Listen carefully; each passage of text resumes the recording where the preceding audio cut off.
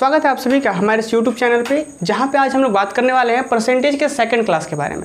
जैसे कि आप सभी को पता होगा कि इससे पहले हमने एक परसेंटेज पे एक क्लास लिया है, जहाँ पे हमने बात किया है परसेंटेज के बेसिक टर्म्स के बारे में, है ना। वहाँ पे हमने बेसिक टर्म्स को डिस्कस किया है और आज के क्लास में हम लोग बेसिक टर्म्स से थोड़ा ऊपर उठते हुए हम लोग कुछ इंपॉर्टेंट टर्म्स के बारे में बात करेंगे, ठीक है। अगर आपने वो क्लास नहीं देखा तो प्लीज़ सबसे पहले उस क्लास को देखिए, उसके बाद आप इस क्लास से जुड़ें, ठीक है। तो चलिए आज की क्लास में हम लोग करेंगे क्या, पहले सबसे समझ लेते हैं।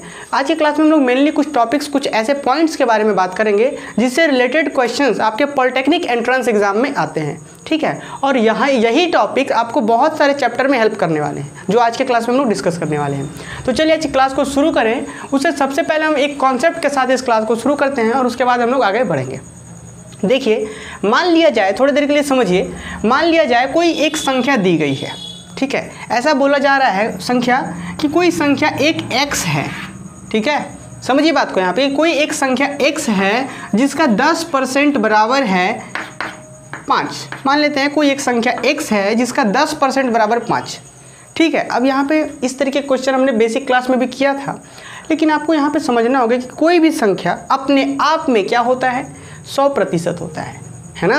जैसे कि हम बोल दें कि एक रेक्टेंगल है, इसका जो एरिया होगा वो अपने आप में क्या होगा, 100%। 100% कहने का मतलब ये नहीं होता कि 100 ही हो। 100% कहने का मतलब ये होता है कि वह अपने आप में पूर्ण हो, ठीक है। जैसे कि मान लीजिए जाए ये एक कुछ इस तरीके का है, 8 सेंटीमीटर 6 सेंटीमीटर, जब इसका आप ये करेंगे तो कितना 48 सेंटीमीटर स्क्वायर। तो ये जो इस रेक्टेंगल का एरिया हुआ, ये रेक्टेंगल का जो एरिया हुआ ये क्या हुआ, पूरा पूरा कंप्लीट है, पूर्ण है ना, क्लियर। तो ये जो एरिया अपने आप में है कितना है, ये 100%। समझ में आ रहा है। तो ये एरिया क्या है, अपने आप में 100%। अगर यही चीज़ बोल दे कि इसका एरिया का हम सिर्फ इतना नहीं, हम लिख रहे हैं 48 सेंटीमीटर स्क्वायर, तो ये जो है इस एरिया का कितना है, 50%। क्योंकि भाई हमें पता है कि इसका 100% इतना है तो ये 50% होगा। मतलब समझ में आ रहा है, कोई भी चीज़ अपने आप में अगर नहीं दी रही है तो हम लोग क्या मानते हैं, उसे हमेशा 100% मानते हैं। तो चलिए सबसे पहले एक आप नोट लिखिए। नोट क्या लिखना है, नोट को बनाते हुए चलेंगे हम लोग, क्लियर है। चलिए सबसे पहले एक इंपॉर्टेंट नोट लिखिए कि जब कोई संख्या न दी गई हो तो हम लोग उसे सदैव 100% के बराबर मानेंगे। क्या लिखें, जब कोई संख्या न दी गई हो तो उसे हम लोग सदैव 100% के बराबर मानेंगे। पहला नोट नंबर 1। अब नोट नंबर 2 में लिखिए, यदि इसमें वृद्धि बोला जाए, ठीक है। जैसे कि मान लिया जाए, हमने क्या बोला आपको, पहला नोट में क्या लिखना था कि कोई संख्या यदि नहीं दी गई हो तो उसे कितना मानेंगे, 100%। यदि आयत का क्षेत्रफल या फिर किसी भी चीज़ का क्षेत्रफल कुछ भी दिया हो, नहीं दिया हो तो क्या मानेंगे, 100%, ठीक है। क्या मानते हैं, 100% मानते हैं, ठीक है। अब मान लिया जाए, एक बोल दिया जाए कि कोई एक संख्या है, हमें नहीं पता, कोई एक संख्या है जिसका 10% कुछ है, तो वो संख्या को हम क्या मानेंगे, 100%। इससे पहले हम लोग क्या मानते थे जी, इससे पहले हम लोग x मानते थे, लेकिन अब हम लोग क्या मानेंगे, 100% है वो, ठीक। अब बोला जाए कि किसी संख्या में 10% बढ़ाने से वो इतना हो जाता है, मतलब पहले वो संख्या अपने आप में कितना था, 100% था, और जैसे ही अब 10% बढ़ा देंगे तो अब वो संख्या कितना हो जा रहा है, 110%। मतलब समझ में आ रहा है। तो पहला नोट क्या लिखे कि जब कोई संख्या नहीं दी गई हो तो उसे 100% मानते हैं, और सेकंड नंबर नोट में ये लिखेंगे कि यदि उस संख्या में किस परसेंटेज वृद्धि या कमी बोला जाए तो हम लोग 100% से प्लस या माइनस करते हैं। क्या लिखना है सेकंड नोट में कि यदि उस संख्या में प्रतिशत वृद्धि या कमी बोला जाए, क्या बोला जाए, प्रतिशत वृद्धि या कमी बोला जाए तो हम लोग प्लस या माइनस करते हैं। चलिए एक एग्जांपल से लेते हैं, तब आप लोग को ये सारी चीज़ें क्लियर होनी है। क्वेश्चन आपके सामने दिख रहा होगा और हम क्वेश्चन यहाँ से देख लेते हैं। किसी संख्या में 20% कमी करने से वह 1600 हो जाता है तो वह संख्या क्या होगी। फिर से समझिए, किसी संख्या में 20% कमी करने से वह 1600 हो जाता है तो वो संख्या क्या होगी। मतलब समझिए, सबसे पहले हम क्या मान लेंगे, उस संख्या को हमने माना कि वो संख्या कितना बराबर, 100%। कुछ समझ में आ रहा है, वो संख्या हमने कितना मान लिया, 100%। आपको पता है कि 100%, अभी मैंने बताया कि अगर कोई भी चीज़ें नहीं दी गई हो तो कितना मानते हैं, 100%। आज की क्लास से पहले हम लोग क्या कर रहे थे, x मान रहे थे। आप मान के बना सकते हैं, लेकिन वहाँ पे टाइम बहुत ज़्यादा लगने वाला है, ठीक है। तो हम यहाँ पे क्या बोल रहे हैं कि 100% हमने मान लिया, और बोला क्या जा रहा था क्वेश्चन में कि अगर इस संख्या में, किसी संख्या में 20% घटाया जाए तो कितना बन रहा है जी, 1600, ठीक है। तो आप समझिए कि अगर वो संख्या 100% है, उसमें अगर 20% घटाया जाएगा तो कितना बनेगा, वो 80% बनेगा। और 80% बराबर कितना दिया हुआ है, 1600 रुपये। हमें क्या निकालना है, वो संख्या निकालना है। तो वो संख्या मतलब कितना, 100% निकालना है। समझ में आ रहा है क्वेश्चन, कॉन्सेप्ट समझ में आ रहा है। फिर से कॉन्सेप्ट समझिए, क्या बोला जा रहा था कि कोई एक संख्या है जिसमें 20% हम लोग घटाते हैं तो वो संख्या कितना बन जा रहा है, 1600। तो मतलब मान लेते हैं कि वो संख्या 100% होगा और अगर 20% घटाएंगे तो कितना हो जाएगा, 80%। 80% बराबर कितना दिया हुआ है, 1600। हमें निकालना क्या है, वो संख्या निकालनी है। तो वो संख्या को हम लोग क्या मान कर रखे थे, 100% मान कर रखे थे। तो 80% दिया हुआ है, हम यहाँ से 100% कैसे निकालेंगे, हमने पिछले क्लास में डिस्कस किया था। यहाँ से हम 1% का वैल्यू निकालते हैं, कितना आएगा जी, 1600/80। अब चाहे तो जीरो काट सकते हैं या फिर रहने दीजिए। अब हमें क्या चाहिए, 100% चाहिए हमें। तो क्या करेंगे, ये 1% का वैल्यू है, हमें चाहिए 100%। तो देखिए 1 से 1 गया, 8 का मान 8 दूना 16 और 1 0, 20 हो गया। इधर 20 को 100 से गुना करेंगे कितना, 2000 हो गया ना। तो 100% बराबर कितना, तो वो संख्या हमने क्या मान रखा था, 100%। तो हमारा आंसर आ गया। मतलब ये कॉन्सेप्ट समझ में आया। और अगर कुछ बच्चे ये समझ नहीं पा रहे हैं तो उनके लिए क्या था भाई, उनके लिए था कि आप उस संख्या को x मान लीजिए। और क्या बोला जा रहा था कि कोई संख्या है, उसमें उस संख्या का 20% घटा देने से कितना बन रहा है, 1600। तो x में से घटाइए इसका 20%। तो x का 20% कैसे निकालते हैं, हमने पिछले क्लास में डिस्कस किया है। कैसे निकालेंगे जी, x को गुना करेंगे किससे, 20% से, मतलब 20/100 से। तो x में x का 20% घटा दिए तो कितना बन गया, 1600 बन गया। अब आइए थोड़ा सा देखिए कितना हो गया, 20x। अब आपको पता है एलसीएम लेंगे तो ये क्या, 20x डायरेक्ट लिख दे, क्या एलसीएम लेंगे तो कितना आएगा, 100। तो इधर कितना, 100 से गुना हो जाएगा, 100x माइनस 20x, इधर कितना 100 इज इक्वल टू 1600। अब देखिए यहाँ से कितना, 80x divided by 100 is equal to कितना। अब देखिए आप चाहें तो क्या करिए, x इधर रहने दीजिए, नीचे वाला उधर गया तो गुना। समझ में आया, नीचे वाला 100 गया गुना, 80 क्या हो गया डिवाइड में। अब देखिए 0 का 0 गया, 8 का 8, 8 दूना 16, 20 हो गया। 20 को 100 से गुना करेंगे तो वो संख्या हमने क्या माना था, x माना था, यहाँ पे भी आ गया। और एक तरीका ये होता है ना, एक और तरीका होता है वो रेशियो वाला।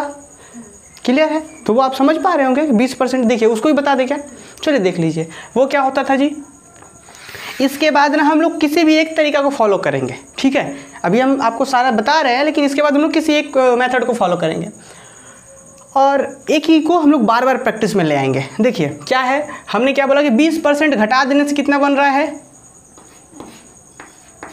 कितना बन रहा था, 1600। फिर से समझिए, किसी संख्या में 20% कमी करने से, कमी ही है ना, 20% कमी करने से कितना बन रहा था, 1600। आपको पता है 20% का मतलब क्या होता है, 1/5। 1/5 का मतलब ये होता है कि अगर 5 को आप कुल मान लें तो इसका 20% कितना, 1।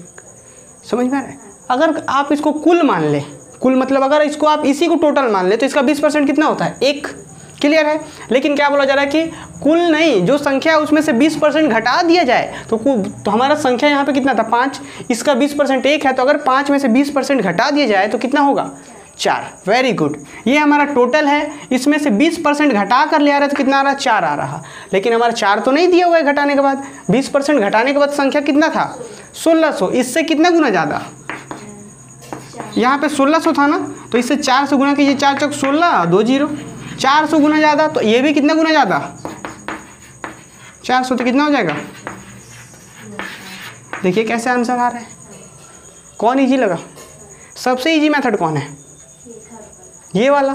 लेकिन इसके लिए क्या है, थोड़ा सा बच्चों को समझना होगा, थोड़ा सा मतलब आपको अच्छे तरीके से सोचना होगा कि हम लोग कब ऐड कर रहे हैं, कब सब्ट्रैक्ट कर रहे हैं। इसलिए कोई भी बच्चा, आप किसी भी मेथड को फॉलो कर सकते हैं, लेकिन सबसे बेस्ट मेथड ये होता है रेशियो मेथड। हाँ, एक बात मैं बता दूं कि बेस्ट तो होता है, लेकिन हर एक जगह पर ये काम ही कर जाए ऐसा जरूरी नहीं है। बहुत ऐसा चीज़ें आएंगी, जैसे अभी हम लोग पढ़ेंगे कुछ चीनी का घोल, पानी का घोल, इस तरीके से मिश्रण मिलाया जाता है। बहुत चीज़ें पढ़ेंगे जहाँ पे ये चीज़ें फेल कर जाती है, वहाँ पे ये चीज़ आप नहीं लगा पाएंगे। ऐसा ऐसा परसेंटेज ही दिया रहेगा कि उस परसेंटेज को भिन्न में बदलते बदलते आपको 1 से 2 मिनट लग जाने हैं। तो उस केस में हम लोग ऐसे सॉल्व करेंगे। बहुत सारे तरीके हैं, हमने तीनों तरीका को देखा, ठीक है। अब हम लोग किसको फॉलो, किसी एक को फॉलो करेंगे, पर बच्चों से रिक्वेस्ट है कि वो तीनों तरीका को फॉलो करें, ठीक है। ये प्रैक्टिस करनी है आप चीज़ों को। और क्या है इसमें, तो ना तो टाइम लगना है, ना तो टाइम इसमें लगना है, ना तो टाइम इसमें लगना है, तो इसलिए हम लोग तीनों को फॉलो करेंगे। चलिए आगे अब हम लोग क्वेश्चन करेंगे, फिर हम लोग कॉन्सेप्ट को डिस्कस करेंगे, ठीक है। हम लोग अब किसी एक ही को यहाँ पे फॉलो करेंगे, आप जो कहेंगे वही चीज़ हम लोग यहाँ फॉलो करेंगे। चलिए क्वेश्चन है, आप लोग डायरेक्ट आंसर बताइएगा। महेश के वेतन में 20% वृद्धि होने से उसका वेतन 14,400 रुपये हो जाता है, तो उसका वेतन क्या है। महेश के वेतन में 20% वृद्धि करने से उसका वेतन 14,400 रुपये होता है। 20% वृद्धि करने से कितना हो जा रहा है जी, देखिए यहाँ पे 20% का बढ़ा दे रहे हैं तो कितना हो जा रहा है। आपको क्या समझ में आ रहा है कि पहले उसका वेतन मान लेते हैं कितना परसेंट था, 100% उसका पहले वेतन था, अब कितना बढ़ रहा है, 20% बढ़ जा रहा है। 20% अगर बढ़ाएंगे तो कितना हो जाएगा जी, 120% होगा। पहले 100% था, 20% बढ़ गया तो 120%। और ये वृद्धि जब हो जा रहा है तब कितना हो रहा था, तो 120% बराबर कितना, 14400।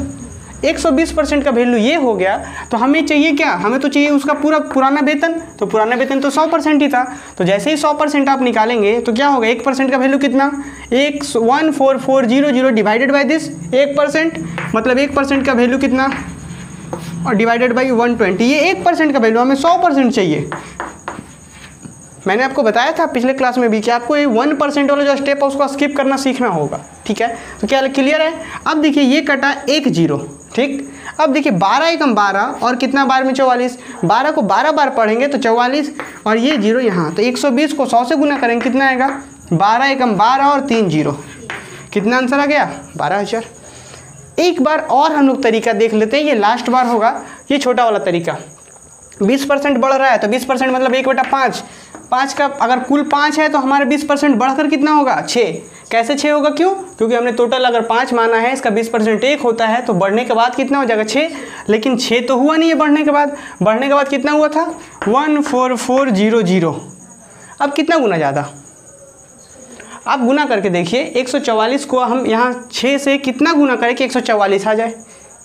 आप क्या करिए, अगर दिक्कत हो रहा है तो डिवाइड कर लीजिए ना, 6 दूना 12, कितना यहाँ पे 2 कितना उतरा है, 2 उतरा है 8, 28 बार में कितना आ गया, आप करके देख लीजिए। और इधर 2 0, देखिए 8 छक 48 के, यार थोड़ा सा गड़बड़ हो गया क्या फिर से, हाँ 4 8 3 24, 6 चौक 24 ना, तो 2 कितना 0 0। कैसे किए देखिए, जैसे ही 6 को यहाँ से 2 से डिवाइड कर 14 से डिवाइड करें तो 6 दूना 12, 2 शेष पे 4, तो कितना 6 चौक 24, कैंसिल आउट चाहिए। कितना गुना ज़्यादा, इतना गुना ज़्यादा। तो ये क्या था हमारा, यहाँ पे भी कितना गुना करना पड़ेगा, 2400, 4 5, देखिए जो 2 0 दे दिए, 4 5 20 के 0, हाथ में 2, 5 दूनी 10, 2 12, पुराना वेतन। कुछ समझ में आया, क्लियर हुआ कॉन्सेप्ट। अब हम लोग किसी एक मेथड को फॉलो करेंगे, और मेरा पर्सनल सजेशन ये रहेगा कि आप लोग इस चीज़ को फॉलो करें।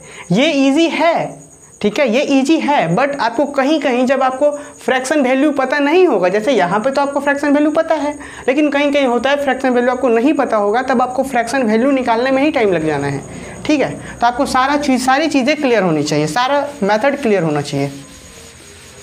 चलिए अब हम लोग आगे आते हैं थोड़ा अच्छे क्वेश्चन की ओर। सीता के वेतन में 25% वृद्धि होने से उसका वेतन 1920 हो जाता है। यदि 25% कमी होती तो उसका वेतन कितना होता। समझिए क्वेश्चन, सीता का वेतन 25% का वृद्धि होने से कितना होता है, 1920 होता है। 25% वृद्धि होने से कितना होता है, 1920। हमको क्या बताना है कि अगर 25% कम होता तो कितना होता। बात को समझिए, उसका वेतन जो होता है वो कितना, हम मान लेते हैं कि उसका वेतन है 100%, ठीक, समझ रहे हैं ना। हमें वेतन नहीं पता है तो हम क्या कर लेंगे, मान लेते हैं उसका वेतन 100% है। 100% में अगर 25% बढ़ रहा है तो कितना हो गया, 125%, इतना दिया हुआ है, 125% इतना दिया हुआ है। अब बोल रहा है कि अगर कम हो जाता 25% तब कितना होता। तो पहले 100% था, अगर 25% कम हो जाता तो कितना होता, 75%। मतलब हमसे यही तो पूछ रहा है कि 25% कम होता तो कितना होता, मतलब 75% होता तो कितना होता, यही पूछ रहा है जी। तो कैसे करेंगे हम लोग, देखिए अकॉर्डिंग टू क्वेश्चन क्या लिखेंगे हम लोग, कितना 25% है ना, तो 25% दिया हुआ है, तो 125% इज इक्वल टू कितना 1920, हमें कितना चाहिए 75% चाहिए। कैसे हम समझाएं आपको, यहाँ पे समझ तो आ रहा है ना कि फास्ट हो रहा है, आपको समझ आ रहा है। चलिए इसके बाद हम लोग देखते हैं 75% कैसे निकालेंगे, 1920 डिवाइडेड बाई 125 इंटू 75। कैसे किए, 1% का पहले वैल्यू निकालें, 1% का वैल्यू कैसे निकला, इस चीज़ को इससे डिवाइड कर दिए, 1% वैल्यू निकल गया, हमें 75 चाहिए था तो 75 से गुना कर दिए। समझ आ रहा है, ये हमने बेसिक क्लास में भी इस चीज़ को डिस्कस करा है, क्लियर है। पर यहाँ 75 कम ही हो रहा है, तो 100 से कम करेंगे ना। हाँ बिल्कुल, 75% कम नहीं हो रहा, 25% कम हो रहा है। तो यहाँ 125 क्यों? देखिए बात को समझिए, हमारे क्वेश्चन में क्या दिया हुआ था, क्वेश्चन अकॉर्डिंग टू क्वेश्चन 125% बराबर, चलिए हम इसको मिटा देते हैं, 125% बराबर इतना, यहाँ समझिए आप, यहाँ तक क्लियर है।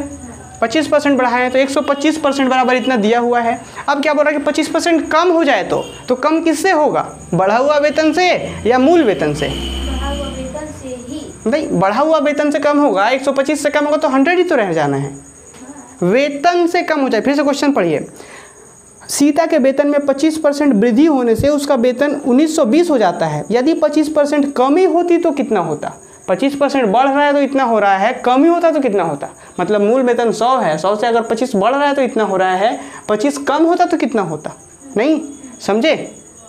तो मतलब हमें कितना निकालना था, 75% निकालना था, तो 125% बराबर इतना है, तो 1% बराबर कितना होगा, इतना बटा इतना।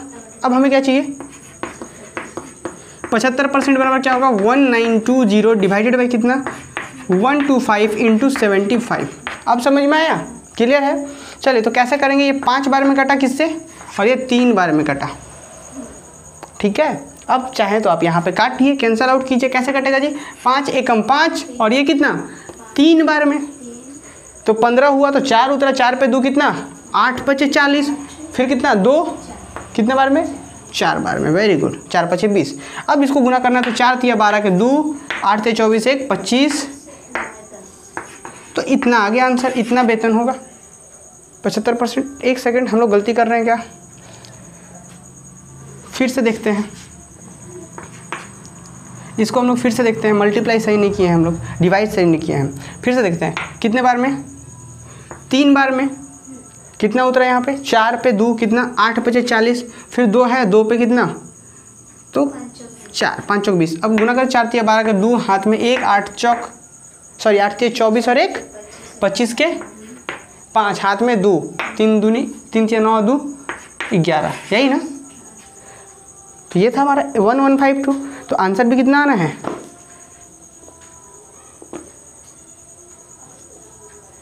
आंसर लेकिन हम लोग का इतना नहीं है, हम लोग यहाँ पे डिवीज़न ही गलत कर रहे हैं, आंसर है 1035। फिर से देखिए इस चीज़ को हम लोग डिवीज़न अच्छे से करते हैं, आंसर डिवीज़न गलत हो रहा था। 1920 डिवाइडेड बाई कितना 125 इंटू 75, क्लियर। अब देखिए जब 25 से काटेंगे तो ये कितने बार में 25 या 75, और ये कितने बार में, ठीक। अब जैसे हम यहाँ से करेंगे तो कितने बार में आएगा 5 तिया 15, 4 उतर रहा है जी, 4 उतरा, तो 4 पे जब आप 2 देंगे तो कितना 42, तो 5 8 40, ठीक है। अब कितना उतर रहा है, उधर से शेषफल कितना है 2, 2 पे 0 20 और 5 चौक 20, यहाँ तक तो सही है। तो कितना है 384 इंटू का 3, ठीक है, यही है क्या आंसर 384, यहाँ पे आ रहा है 345 है, तो हम लोग का ही सही है। 4 तिया 12 के 2, 4 तिया 12 के 2 हाथ में 1 8 तिया 24 1 25 के, हाँ ठीक है, 3 तिया 9 2 11, ये आंसर होगा जी, क्लियर है। क्या ये कब का पेमेंट है, जब उसका 25% कम हो जाएगा। हम लोग का सही था, बट यहाँ हमारे कॉपी में गलत है, इस वजह से थोड़ा सा कन्फ्यूजन हो गया था, हालांकि आंसर यही होगा, क्लियर। चलिए इसका भी और भी तरीका है, बहुत सारा तरीका है, आप लोग समझ पा रहे होंगे, लेकिन ये वेस्ट है इसके लिए। चलिए अब हम लोग आगे बढ़ते हैं। अच्छा इसको भी बता दें क्या उस मेथड से, वो वाला जो हम लोग पढ़ते हैं ना 25 मतलब 1/4, एक बार देख लेते हैं। या फिर ऐसा समझ सकते हैं ना, 25 मतलब क्या होता है, 1/4 होता है, तो 4 का 1 25% हो गया, तो मतलब पहले 4 था तो अब बढ़ने के बाद कितना हो रहा है वो 5, 5 के जगह पे कितना दिया हुआ था 1920 इतना दिया हुआ था, ठीक है। अब क्या बोल रहा था कि अगर एक कम हो जाए तो कितना होगा, मतलब 4 का 25% तो एक ही है ना, तो एक कम हो जाए मतलब 3, नहीं समझे, फिर से समझिए, इतना 25%, 4 का 1 है 25%, तो अगर 25% बढ़ता है तो 5 होता है, 5 की जगह पे इतना दिया हुआ है, कितना गुना ज़्यादा जी 384 टाइम्स, अभी डिवाइड किए थे हम लोग, इतना गुना है ये, ठीक। अब बताइए ये अगर ये बोल रहा है कि कम हो जाए तो कितना होता है, तो 25% अगर कम होता 4 से तो 25% 1 है और कम होता तो कितना 3, अब 3 को हम गुना कर देंगे 384 से, तो इतना आ जाता हमारा जो आंसर है 11 कितना था 25 था क्या, जो भी है आंसर यही था शायद, मल्टीप्लाई कर दिया 8 24, हाँ सही है, 4 3 12 के 2 सॉरी 5 2 था, 4 3 12 के 2 हाथ में 8 24 25, सही है, समझ में आ रहा है ये सब। तो चलिए कुछ इसी तरीके से था, अब हम लोग आगे बढ़ते हैं, कुछ अगले हम लोग टॉपिक को डिस्कस करते हैं। अब इसमें कुछ क्वेश्चंस आप लोगों के लिए दिया जाएगा, ठीक है, प्रैक्टिस के लिए। अब ये बहुत इंपॉर्टेंट चीज़ आता है, यहीं से बहुत वेरी वेरी इंपॉर्टेंट, यहाँ से हेडिंग कर लीजिएगा इंपॉर्टेंट सेक्शन, ठीक है। तो ये आपका बहुत ही इंपॉर्टेंट सेक्शन है, क्लियर। हम लोग बात कर रहे हैं कि यहाँ पे बहुत इंपॉर्टेंट सेक्शन है, यहीं से क्वेश्चन आते हैं आपके एग्जाम में। देखिए ये क्या कहता है, इस चीज़ को हम यहाँ पे हमने भले लिख दिया है कुछ नोट्स फॉर्मूला के जैसा, लेकिन इस चीज़ को समझने के लिए अभी एग्जाम्पल्स की मदद करेंगे, ठीक है, एग्जाम्पल्स की मदद लेंगे, ठीक है। देखिए यहाँ पे हम लोग कुछ कॉन्सेप्ट जो हम लोग बेसिक क्लास में इसके पहले वाले क्लास में डिस्कस किए थे उसी चीज़ का यूज़ करेंगे। और वो क्या है, देखिए मान लेते हैं कोई दो संख्या है ए और बी, कोई संख्या भी हो सकती है या कोई भी चीज़ हो सकती है, जैसे एक आयत का क्षेत्रफल दूसरे आयत का क्षेत्रफल, समझ में आ रहा। तो कोई दो संख्या ए बी है, मान लेते हैं पहली संख्या है 100 और दूसरी संख्या है 200, यहाँ तक क्लियर है। ए और बी कोई दो संख्या है, पहली संख्या 100 है दूसरी संख्या 200 है। अगर हम आपसे पूछें कि पहली जो संख्या है दूसरी से कितनी कम है, दूसरी से कितनी कम है, 100 कम है, देख पा रहे हो हम तुलना किससे कर रहे हैं जी, हम तुलना सामने वाले से कर रहे हैं, इससे ये कितना कम है, तो 200 में से 100 घटाए तो 100 कम है। अगर हम बोले कि उससे ये उसका ये कितना प्रतिशत है, इसका ये कितना प्रतिशत है, तो तुलना किसका हो रहा है, इससे तुलना हो रहा है, तो मतलब 100/200 भिन्न बन गया। इसका ये कितना प्रतिशत है, समझ में आ रहा है, इसका ये कितना प्रतिशत है 200। अब जरा बात को समझिए, 200 हो गया, अब ये तो भिन्न बन गया, प्रतिशत के लिए क्या करेंगे हम लोग 100 से गुना, तो जैसे ही 100 से गुना करेंगे कितना 2 और ये कितना आ गया कट गया, कितना आ गया 50।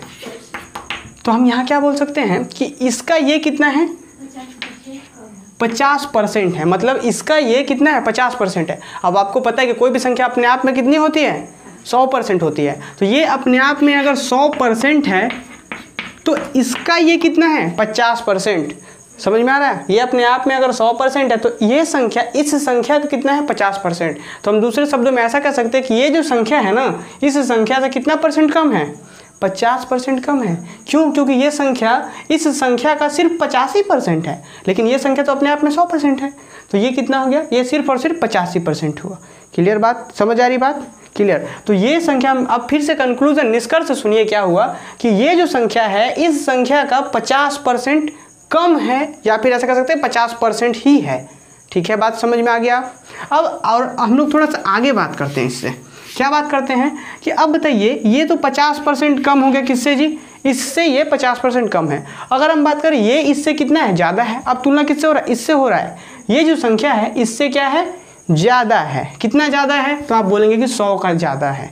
देखिए ये संख्या इससे कितना ज़्यादा है 100 ज़्यादा है ना। अब लेकिन समझिए कि ये इसका कितना प्रतिशत है, तो 200/100 गुना 100, मतलब समझ में आया कुछ, क्या बोला जा रहा है कि ये 200 जो है इसका कितना प्रतिशत है, मतलब कि 200 100 का कितना प्रतिशत है 200/100, 100 से इससे तुलना कर रहे थे गुना 100, तो ये 100 कैंसिल हो गया, कितना हो गया जी 200%।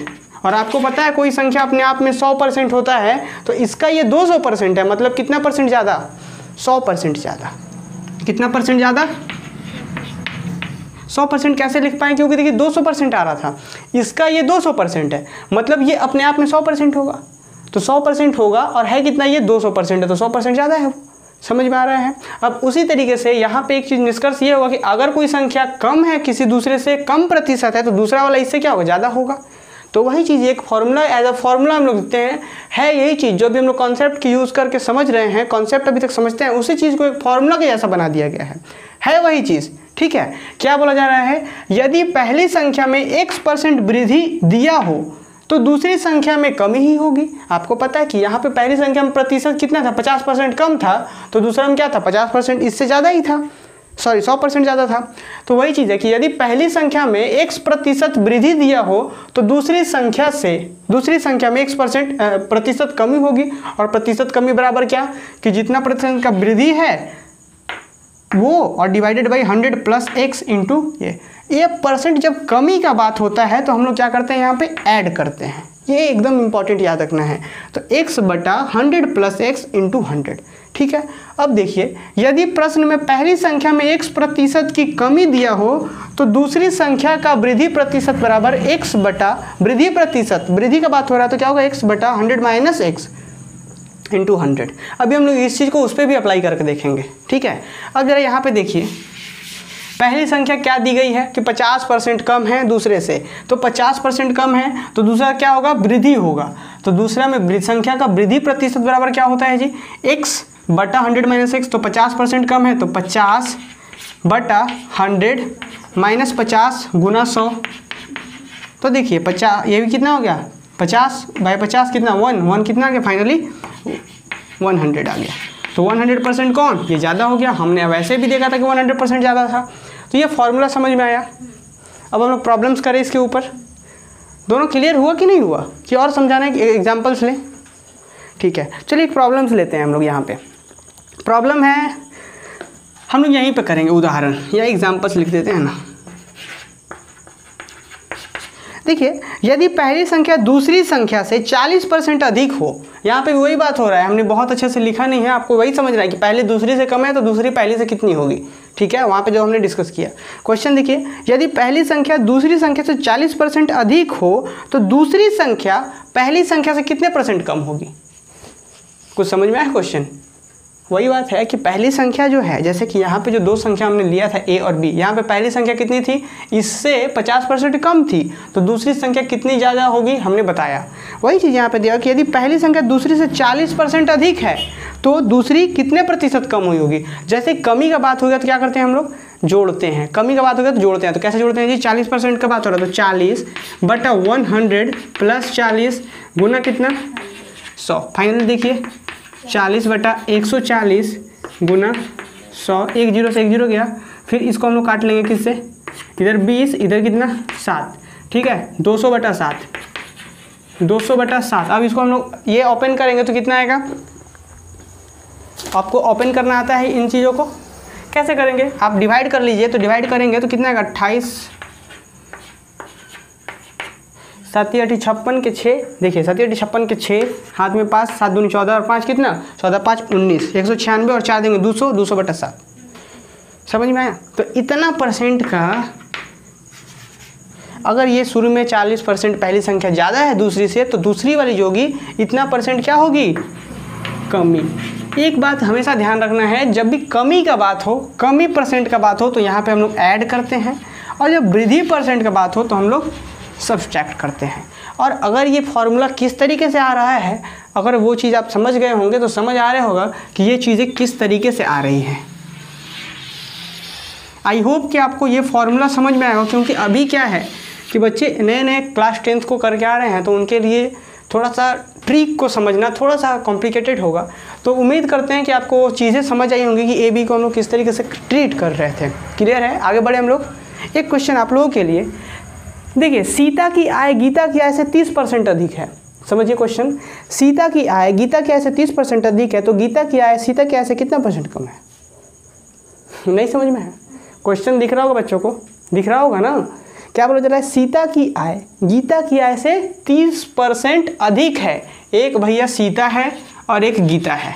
सीता की आय क्या है, इससे 30% क्या है, अधिक है। तो ऑब्वियस है कि इसका इससे कुछ कम ही होगा, है ना। तो कितना कमी होगा, कमी प्रतिशत कैसे निकालते हैं जी, 30 बटा 100 प्लस 30 गुना 100। कमी प्रतिशत निकालना है तो क्या ऐसा ही होता है ना, कमी प्रतिशत बराबर देखिए तो x बटा 100 प्लस x इंटू ये। अब अगर कुछ बच्चों करेंगे कि उस तरीके से जाएंगे तो क्या करना होगा, उन्हें वही चीज़ मानना होगा, गीता का मान देंगे कुछ, ठीक है, मान लेंगे गीता का 100 तो इसका कितना 130, इस तरीके से मानना होगा। गीता का अगर 100% तो इसका 130%, फिर हम इसका निकालेंगे कि 100 जो है 130% का कितना है, ऐसे करके उस तरीके से भी जाते हैं। तो वो हमारा बेसिक हो गया, ये कॉन्सेप्ट हो गया, ट्रिक हो गया। कुछ बच्चे इसको ट्रिक बोल करके याद कर लेते हैं, लेकिन ट्रिक है नहीं, ये भी कॉन्सेप्ट ही है, ठीक है। तो ये समझ में आया ये कैसे हम लोग, अब तो कितना हो गया, आंसर कर दे क्या, 30/130 गुना कितना, 0 से 0 गया। अब देखिए 300 अपॉन कितना, 300/13%, क्या होगा ये, कमी। ये अगर ज़्यादा है तो वो कमी होगी। क्या था ये, सीता जो थी ज़्यादा कमा रही थी तो गीता हो गई, इससे इतना % कम कमाएंगे। अब इसको सॉल्व कर लेंगे हम लोग, ठीक है, डिवाइड करके उसको हम लोग होल नंबर में लेकर जाएंगे। अब इस फॉर्मूला को हम लोग मिटा देते हैं आप लोगों के लिए। उम्मीद है कि आपको ये फॉर्मूला समझ आ गया होगा, बहुत अच्छे से समझ आ गया होगा।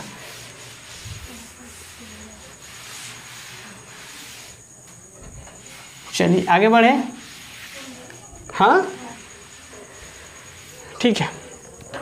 देखिए अब अगला क्वेश्चन आप लोगों के लिए हम छोड़ कर जाएंगे और इसके बाद हम लोग और भी बहुत चीज़ों के बारे में बात करेंगे। देखिए क्वेश्चन कुछ इस तरीके से है, चीनी के मूल्य में 40% कमी हो जाने से इसकी खपत % कितना बढ़ा दिया जाए कि हमारा जो खर्च अपरिवर्तित रहे। यहाँ पे भी सेम के क्वेश्चन है, चीनी के मूल्य में 40% कमी हो जाने से इसकी खपत में कितना प्रतिशत बढ़ा दिया जाए। ये भी एक दूसरे से संबंधित है, तो यहाँ पे भी वही सेम फॉर्मूला, कितना % बढ़ा दिया जाए। तो प्रतिशत वृद्धि बराबर 40/100, प्रतिशत वृद्धि का बात हो रहा है तो वृद्धि मतलब घटाएंगे अब की, तो 40/100 - 40 गुना 100, फाइनली जो आपका आंसर आएगा कितना आएगा, 200/3, मतलब कि 66.2/3 आंसर। समझ में आ रहा है ये, बन जाएगा ये क्वेश्चन। एक और क्वेश्चन है, दो राशियों के गुणनफल में एक राशि 30% कम हो गई, दूसरी राशि में कितना % बढ़ाया जाए कि गुणनफल शुद्ध प्राप्त हो। मतलब गुणनफल एकदम सेम का सेम वही रहे, तो मतलब पहली में कम की जा रही है तो दूसरे में बढ़ाना होगा। तो कितना बढ़ाना होगा, 100/x/100 - x, क्योंकि वृद्धि का बात हो रहा है, तो x/100 - x इंटू 100%। यहाँ पे भी आंसर आ जाना चाहिए, क्लियर है। चलिए तो आज के क्लास में हम लोग एक लास्ट टॉपिक को डिस्कस करेंगे जो कि बहुत बहुत बहुत इंपॉर्टेंट है, वेरी वेरी इंपॉर्टेंट। इस चीज़ को भी जो भी हम लोग बात करेंगे, इस चीज़ को भी आप बेसिक से समझ सकते हैं, लेकिन बेसिक में ऐसा कह सकते हैं कि बेसिक में समय देना, आप लोग का भी समय लेना थोड़ा ये होगा, वेस्ट कह सकते हैं, टाइम वेस्ट करना कहलाएगा। देखिए यहाँ पे हम लोग बात करेंगे, मान लिया जाए कोई संख्या है, ठीक है, मान लेते हैं कोई संख्या है x, हमें नहीं पता कि ये संख्या क्या है। मान लेते हैं थोड़ी देर के लिए ये संख्या है आपका 100%, आपको पता है, हमें नहीं पता कि ये संख्या क्या है, पर इतना तो पता है कि इस संख्या को हम x मान सकते हैं, या तो हम क्या मान सकते हैं, क्या मान सकते हैं जी, 100% मान सकते हैं। हम x नहीं मानते हैं, मान लेते हैं ये संख्या u है, ठीक, कोई संख्या u है या u कहे तो u वो 100% है। अब क्वेश्चन में कुछ इस तरीके से होगा कि किसी संख्या में सबसे पहले क्या किया जाता है, x% बढ़ा दिया जाता है। x% क्या किया जाता है, वृद्धि किया जाता है, ठीक है, इंक्रीज किया जाता है x% का, और फिर कुछ पुनः x% बढ़ने के बाद पुनः y% बढ़ा दिया जाता है, पुनः y% बढ़ा दिया जाता है। कुछ समझ में आया कि कोई अगर 100% है, उसमें अगर 10% का वृद्धि कर दे, एग्जाम्पल्स के साथ समझते हैं। कोई संख्या अगर 100% है या कोई संख्या 100 है मान लीजिए, ठीक है, उसमें हम लोग सबसे पहला क्या करते हैं, 10% का इंक्रीज करते हैं। तो आपको पता है 100 का 10% कितना होगा, 100 का 10% 10 होगा, और हमारा संख्या 100 था, अब 10% बढ़ा दिए हैं तो नया संख्या कितना बन गया, 110 बन गया। फिर से समझिए, कोई संख्या हमारा 100 था, उसमें 10% का बढ़ा दिए तो इतना बन गया। अब बोला जा रहा है कि अगर पुनः बढ़ा दिया जाए, पुनः मान लिया जाए कि 12% बढ़ा दिया जाए तो कितना होगा, 12 नहीं 10% पुनः बढ़ा दिया जाए तो कितना होगा। अब जो हम 10% निकालेंगे, किसका निकालेंगे, इसका निकालेंगे, ये बेसिक कह रहा है, तो बेसिक कितना आएगा 11, तो मतलब 121 आना है आंसर, कि 10% बढ़ाएं, फिर से 10% बढ़ाएं तो कितना आ गया 121, ठीक। अब ऐसा भी तो हो सकता था कि शुरू में क्या किए, 10% बढ़ा दिए तो कितना हो गया, 110 हो गया।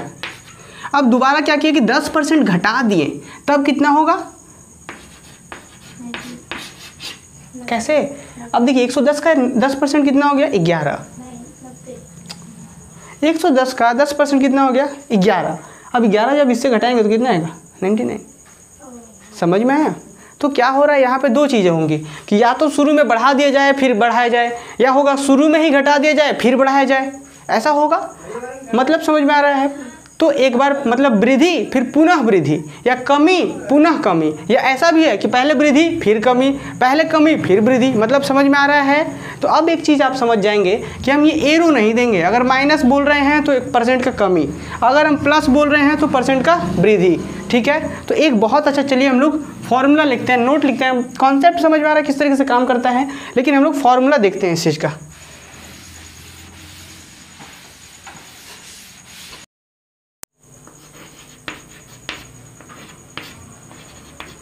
ठीक है, देखिए यहाँ पे बात क्या हो रहा है। अभी जो हमने समझा ना कि किसी एक ही संख्या में क्या करते हैं, x% का वृद्धि करते हैं, फिर y% का वृद्धि या y% का कमी करते हैं, तो उसी लिए एक बहुत वेरी दो ही, देखिए परसेंटेज में 2 से 3 ही फॉर्मूला, ये फॉर्मूला भी कह सकते हैं आप। हालांकि ये भी चीज़ें बेसिक से ही आती हैं। ठीक है, तो आप एज अ फॉर्मूला भी इस चीज़ को मेमोराइज कर सकते हैं। तो देखिए यहाँ पे हो क्या रहा है कि किसी राशि में x% की वृद्धि हो या कमी और पुनः y% की वृद्धि हो या कमी की जाए तो कुल परिवर्तन बराबर। ठीक है, मतलब कि मान लीजिए कुछ शुरू में हम बहुत ज़्यादा % बढ़ा दिए, फिर शुरू में कम % बढ़ा रहे हैं, तो फाइनली जो प्रतिशत में जो चेंज होगा, चेंज इन परसेंटेज, तो उसमें जो परिणाम में जो टोटल रिजल्ट में चेंज होना है वो ये होता है। क्या, मान लिया जाए कोई संख्या है, उसमें आप x% का वृद्धि करते हैं तो हम लेंगे +x लेंगे, फिर पुनः y% का वृद्धि करते हैं तो +y लेंगे, फिर पुनः देखिए +x फिर +y। अब यही फॉर्मूला में क्या करते हैं, +x इंटू +y, दोनों बार अगर प्लस कर दें तब डिवाइडेड बाय 100। अगर ये रिजल्ट पॉजिटिव आ रहा है तो हम क्या बोलेंगे, इतना % का वृद्धि हुआ है। और अगर इसी रिजल्ट में मान लेते हैं कि एक में वृद्धि कर रहे हैं और दूसरे में कमी कर रहे हैं, तो क्या करेंगे, जो वृद्धि कर रहे हैं उसको प्लस में लेंगे और जो कमी कर रहे हैं उसको माइनस में लेंगे। क्लियर? चलिए, तो एक एग्जाम्पल्स की मदद से हम लोग इस चीज़ को बहुत अच्छे से समझ पाएंगे। ठीक है, एक एग्जाम्पल सुनिए। किसी संख्या में 20% वृद्धि कर दिया जाता है और पुनः 30% वृद्धि कर दिया जाता है, तो संख्या में प्रतिशत परिवर्तन क्या होगा। क्या बोला जा रहा है, किसी संख्या में 20% का वृद्धि किया जाता है और पुनः 30% का वृद्धि किया जाता है, तो वह संख्या में प्रतिशत परिवर्तन क्या होगा। तो अकॉर्डिंग टू फॉर्मूला क्या है, पहले 20% का वृद्धि मतलब +20, फिर 30% का वृद्धि +30, फिर फॉर्मूला से प्लस, फिर माइनस तो करेंगे नहीं, क्यों, क्योंकि हम लोग वृद्धि कर रहे हैं, तो वृद्धि मतलब प्लस, हमने आपको पहले ही बता रखा था। तो 20, फिर यहाँ पे गुना कितना +20, जरूरी नहीं है यहाँ पे साइन देना, नीचे 100। तो फाइनल कितना है, देखिए तो इधर कितना हो गया 50 हो गया, और ये कितना हो गया प्लस, यहाँ पे 30 है ना जी, तो ये 0 से 1 0 गया, 1 0 से 1 0 गया, फाइनल कितना 3 दूना 6, तो 6 बटा कितना 1। कुछ समझ में आया? तो कितना हो गया जी 56%। 56 किस चीज़ में आया, पॉजिटिव आया। तो पॉजिटिव आया मतलब क्या हो गया, 56% का क्या होगा, वृद्धि। प्रतिशत में अगर ये पॉजिटिव आ रहा है, ये पूरा रिजल्ट अगर परिणाम पॉजिटिव आता है तो प्रतिशत में वृद्धि होती है, परिणाम अगर नेगेटिव आता है तो कमी होती है। और ये एक ऐसा फॉर्मूला है जिससे कि प्रतिशत के 40% क्वेश्चंस बनते हैं, 30 से 40% क्वेश्चन इसी फॉर्मूला से बनते हैं, और इसी फॉर्मूला से और भी फॉर्मूला भी बनते हैं। ठीक है, चलिए एक और क्वेश्चन आप लोगों के लिए हम करते हैं, आप लोगों को देते हैं। ये क्वेश्चन क्या कह रहा है समझिए, आप लोग कर पाएंगे, अच्छे से समझिए। रमेश के वेतन में 50% की वृद्धि कर दिया जाता है, पुनः उसके वेतन में 40% की कमी कर दिया जाता है। इस प्रकार उसके वेतन में कितने प्रतिशत की कमी या वृद्धि होगी। क्या बोला जा रहा है, रमेश के वेतन में शुरू में क्या किया जा रहा है, 50% का वृद्धि किया जा रहा है, फिर उसके बाद 40% का कमी किया जा रहा है। तो शुरू में अगर 50% का वृद्धि, तो यहाँ पे कितना +50, फिर 40% की कमी -40, प्लस फॉर्मूला से है, फॉर्मूला में दिए, फिर शुरू में क्या था 50 + 50 था, गुना -40 डिवाइडेड बाई 100, ये है ना। देखिए कितना हो गया जी 10, 50 में 40 गया 10, प्लस ये 1 0 से गया, 1 0 से गया, कितना हो गया -20, कितना -20। अब देखिए इसको जब हम लोग सॉल्व करेंगे तो 10 प्लस माइनस -20 कितना आया -10। तो अब -10 का मतलब क्या, ये 10 मतलब तो 10%, क्योंकि देखिए ये टोटल रिजल्ट जो आता है प्रतिशत में आता है, तो ये परसेंट में है। माइनस का मतलब क्या कि 10% की कमी हो रही है। ये माइनस क्या बताता है? ये बताता है कि प्रतिशत की कमी हो रही है। क्लियर है? तो हमने देखा क्वेश्चन में क्या दिया होता कि रमेश पहले 50% बढ़ रहा था आय, फिर 40% कम हो रहा था, तो ओवरऑल जो उसका जो होगा रिजल्ट वो 10% की कमी होगी। क्लियर है बात? समझ आ रही है? चलिए, तो इसके बाद एक क्वेश्चन हम आप लोगों के लिए देकर जाते हैं कि किसी वस्तु के मूल्य में 50% की कमी होने से उस वस्तु का बिक्री 30% बढ़ जाता है। किसी वस्तु के मूल्य में 50% की कमी होने से उस वस्तु का बिक्री 30% बढ़ जाता है। इस प्रकार दुकानदार को कितने प्रतिशत का लाभ अथवा हानि होगा आपको बताना है। पहले क्या हो रहा है? कमी हो रहा है, तो -50 प्लस 30, फिर गुना क्या, प्लस -50 गुना 30/100 बन जाएगा ना ये सब क्वेश्चन। ठीक, बहुत अच्छा। अब इसी तरीके से यही कॉन्सेप्ट आयत का लंबाई गुने चौड़ाई में भी हो सकता है। क्या है? देखिए, मान लीजिए आयत का लंबाई है, चौड़ाई है। लंबाई में कुछ परसेंट की वृद्धि की जाती है, इसमें कुछ परसेंट की कमी की जाती है, तो उसके क्षेत्रफल में कितना प्रतिशत की कमी या वृद्धि होगी आपको बताना है। सेम यही फॉर्मूला होगा। अगर मान लीजिए, चलिए क्वेश्चन ही कर लेते हैं। क्वेश्चन पढ़िए, किसी आयत के चौड़ाई में 60% की वृद्धि कर दिया जाता है, पुनः उसके लंबाई में 25% की कमी कर दिया जाए, इस प्रकार क्षेत्रफल में कितने प्रतिशत का बदलाव आएगा? कुछ सुन रहा है क्वेश्चन? क्या बोल रहा है? आयत की चौड़ाई में 60% की वृद्धि कर दिया जाता है, पुनः उसके लंबाई में 25% की कमी कर दी जाए, इस प्रकार क्षेत्रफल में कितने प्रतिशत का बदलाव आएगा? 60% वृद्धि, फिर 25% कमी, तो क्या होगा जी? 60 माइनस 25 प्लस 60 गुना -25/100। देखिए 25 से कम 25, 25 चौक 100, माइनस है, ध्यान रखना है। 4 कम 4 और कितना? 15 चौक 60, तो -15, और इधर कितना? 60 में से 25 चल गया तो कितना बचेगा? 35 है ना, और इधर कितना? -15, तो कितना आ गया? 20% किस में आया? पॉजिटिव में, तो 20% का क्या हो गया? वृद्धि हो गया। तो उस आयत के क्षेत्रफल में 20% की वृद्धि होगी। तो ये था हमारा आंसर। तो इस तरीके से बनता है। क्लियर है बात? अब इसी तरीके से ये त्रिभुज, मान लीजिए त्रिभुज जैसे ये आयत में बन रहा है, अगर आपको पता करना है कि भाई ये फॉर्मूला आखिर आया कहाँ से, फॉर्मूला काम कैसे कर रहा है। अभी तो कुछ बच्चे हो सकते हैं कि जो थोड़ा सा अच्छे स्टूडेंट होंगे तो उनके मन में एक क्वेश्चन जरूर आएगा कि ये फॉर्मूला कैसे काम कर रहा है। तो क्या कीजिए आप, सबसे पहले किसी आयत का लंबाई जो है मान लीजिए 100 है, ठीक है, और उसका चौड़ाई को आप कुछ भी मान लीजिए, इसको मान लीजिए आप 200 मान लीजिए, ठीक। अब क्या बोला जा रहा है कि 60% का कमी, अब इसमें कितना? 25% का, सॉरी, इसमें 60% का वृद्धि, इसमें 25% का कमी। तो आप करके देखिए जो रिजल्ट आएगा ओवरऑल। अभी जो इसका अगर एरिया का हम बात करें तो एरिया कितना है अभी इसका? लंबाई गुने चौड़ाई, स्क्वायर यूनिट, इतना स्क्वायर यूनिट अभी एरिया है। अब जब कम इसमें बढ़ाएंगे तो कितना हो जाएगा? 60% बढ़ाएंगे तो 160 हो जाएगा। 25% अगर हम इसका कम करेंगे तो कितना हो जाएगा? 150 हो जाएगा। अब 100 पे आप गुना करके देखेंगे और इसके बाद इससे तुलना करेंगे, प्रतिशत में ले जाएंगे तो देखेंगे कितना प्रतिशत का लाभ हानि होगा, तो वो आंसर सेम ही आने हैं। ठीक है, तो इस तरीके से भी कर सकते हैं। अब हम लोग एक और क्वेश्चन लेते हैं। किसी त्रिभुज के आधार में 40% वृद्धि कर दिया जाए, पुनः उसके ऊंचाई में 30% कमी कर दिया जाए, इस प्रकार त्रिभुज के क्षेत्रफल में कितने प्रतिशत का बदलाव आएगा? सेम क्वेश्चन, सेम यही क्वेश्चन है। हम लोग क्या करेंगे? 30% का, सॉरी, आधार में 40% वृद्धि कर दिया जाता है, पुनः उसके ऊंचाई में 30% कमी कर दिया जाए, इस प्रकार उसके क्षेत्रफल में कितना आएगा? अगर सेम यही क्वेश्चन आप बनाना चाह रहे हैं तो आप क्या कीजिए, देखिए आपको पता है कि त्रिभुज का, अभी देखिए ये तो हम फॉर्मूला से तो बहुत ईजी में बन जाएगा, है ना, प्लस वृद्धि की जगह प्लस वाला माइनस वाला कर लेंगे। लेकिन अगर आप चाह रहे हैं कि ये क्वेश्चन काम कैसे कर रहा है, फॉर्मूला इस पर काम क्यों कर रहा है, तो हम लोग देखेंगे। अब आपके मन में एक दिमाग क्वेश्चन आ रहा होगा कि ये फॉर्मूला हम लोग अप्लाई करेंगे कहाँ पे? क्लियर आ रहा होगा। तो ये फॉर्मूला हम लोग वहाँ पे अप्लाई करते हैं जहाँ पे एक जो दोनों चीज़ें होती है आपस में कनेक्टेड होती हैं। जैसे कि यहाँ पे मैंने बोला कि एक, जैसे कि ये क्या बोल रहा है कि किसी राशि में x% की वृद्धि और दूसरे में y% की वृद्धि, मतलब उसी राशि में दोबारा y% की वृद्धि। या जैसे कि हम लंबाई गुने चौड़ाई बोल रहे थे, तो अगर लंबाई बढ़ाते हैं तो क्या होगा? क्षेत्रफल में प्रभाव आएगा। चौड़ाई बढ़ाएंगे तो भी क्षेत्रफल में प्रभाव आएगा। तो मतलब ये दोनों इसको प्रभावित कर रहा है। तो हम क्या कर सकते हैं, ये यहाँ पे ये फॉर्मूला अप्लाई करेंगे। अब जैसे कि क्या बोला जा रहा था कि आधार में, त्रिभुज के आधार में और ऊंचाई में, तो अब देखिए आधार क्या करता है? क्षेत्रफल को प्रभावित करता है, ऊंचाई भी क्षेत्रफल को प्रभावित करता है। तो और इसके दोनों के बीच रिलेशन है तो फॉर्मूला अप्लाई कर सकते हैं। तो क्या बोला था, आप चाहे तो फॉर्मूला से बना लीजिए, और अगर आप चाहें तो इसको भी 100 मान लीजिए और इसको भी 100 मान लीजिए, इसमें कितना % का कमी बेसी था?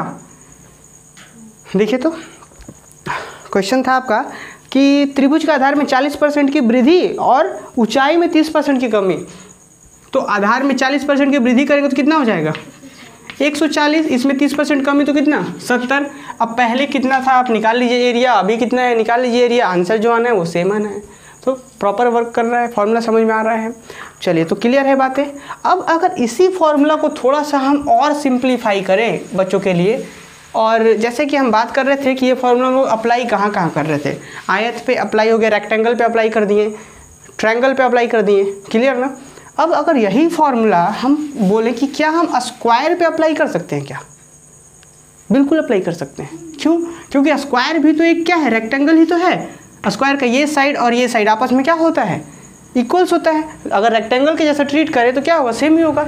लेकिन उस सिचुएशंस में क्या होता है कि अगर हम बोल दें कि आयत में एक भुजा x% से बढ़ा रहे हैं और दूसरी भुजा फिर x% से बढ़ा रहे हैं, तो क्या मतलब होता है कि आप एक ही को तो बढ़ा रहे हैं ना जी। अगर बोल दिया जाए कि x बढ़ा रहे हैं हम इसको, तो मतलब इसको बढ़ा रहे हैं तो आप इसको भी बढ़ा रहे होंगे।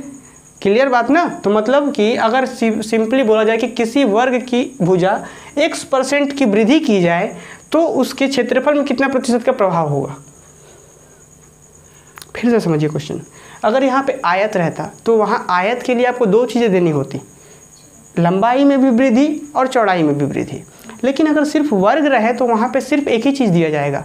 क्या बोला जाएगा कि अगर वर्ग में कोई भुजा x% की वृद्धि की जाए तो उसके क्षेत्रफल में क्या प्रभाव होगा। तो हम अपने आप में कुछ समझेंगे, एक नया फॉर्मूला यहाँ से हम लोग निकालेंगे इसी फॉर्मूला से। वो क्या होगा देखिए, हम मान लेते हैं कि x% इसका ये भुजा बढ़ रहा है तो ये भी क्या होगा, x% बढ़ेगा। मतलब दोनों जगह x ही % बढ़ रहा है।